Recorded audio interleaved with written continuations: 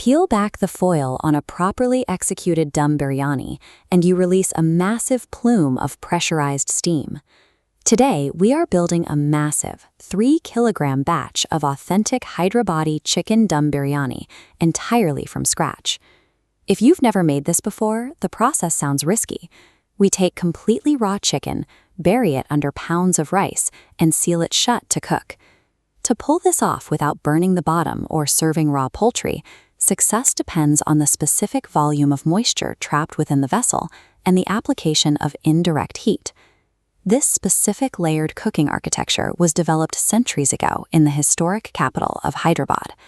The exacting ratios and techniques we use today, often called the Nizami style, were designed to meet the requirements of the region's historical rulers. And that is why we are working with a 3-kilogram batch size. This volume reflects the grand communal feasting required by these royal courts. By utilizing heavy-bottomed pots and these specific ratios, we can replicate the volume and textures of royal court dining inside a modern home kitchen. This layout maps out the foundational biryani masala. For 3 kilograms of meat, we need 30 grams of cinnamon, 20 grams of cardamom and caraway, and 10 grams of cloves and star anise. We dry roast these spices first. This activates their volatile oils before we grind them into a highly concentrated powder. Next, we build the wet aromatic layer directly over the raw chicken. We add 150 grams of ginger garlic paste, fresh mint and coriander, and a calculated mix of standard and Kashmiri chili powders. To protect the protein during the long cook, we fold in a massive amount of fat, 200 grams of crispy fried onions, 150 milliliters of pure ghee, and generous cooking oil. You have to force these elements into the structure of the meat. Vigorously massage this thick paste until every crevice is heavily coated. This dense, fat-heavy primary marinade creates a protective flavor crust around the chicken, insulating the meat against the rising heat of the steaming process. While the meat rests, we prepare the cooking liquid. We bring 15 liters of water to a rolling boil, infusing it with whole spices, oil, and a large amount of salt. You must actively taste this boiling water. It needs to be aggressively salty, almost like the ocean. Otherwise, the starch matrix of the final dish will be bland. Moving back to the chicken, we execute a critical moisture addition. We fold in 400 grams of yogurt. The acidity begins to tenderize the meat. Then comes the vital step.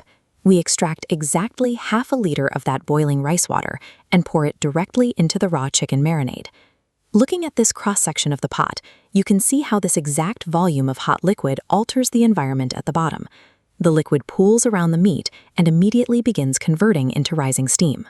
This specific ratio of hot water and yogurt acts as a self-contained internal engine, generating the exact volume of pressurized vapor needed to safely cook the chicken entirely from raw. With the engine primed, we begin a 2-stage layering process for the soaked basmati rice. This diagram compares the 2 stages of our rice. We extract the first batch when the grains are only 50% cooked, still short and rigid. We spread this directly over the wet chicken to form the bottom layer. This shorter pre-cook is necessary because the grains at the bottom of the pot absorb the most direct heat. They will soak up the majority of the boiling steam rising off the chicken. Minutes later, we pull the remaining rice at 70% cooked.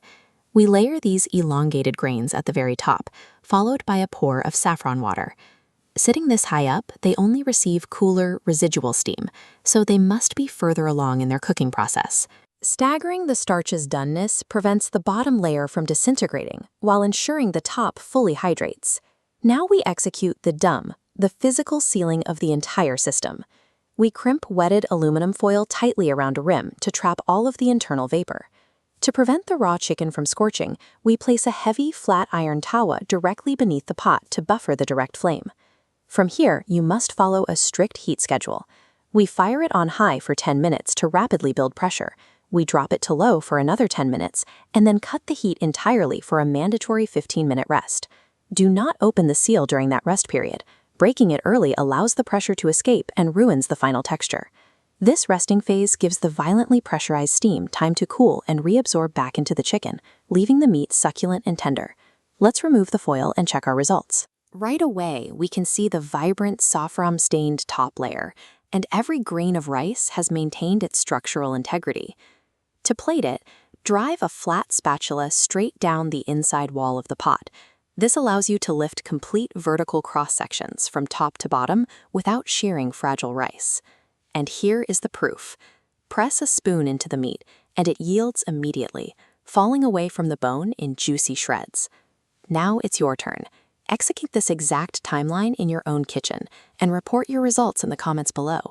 By relying on precise heat schedules and staggered starch hydration rather than guesswork, you can consistently produce 3 kilograms of perfectly textured rice and chicken.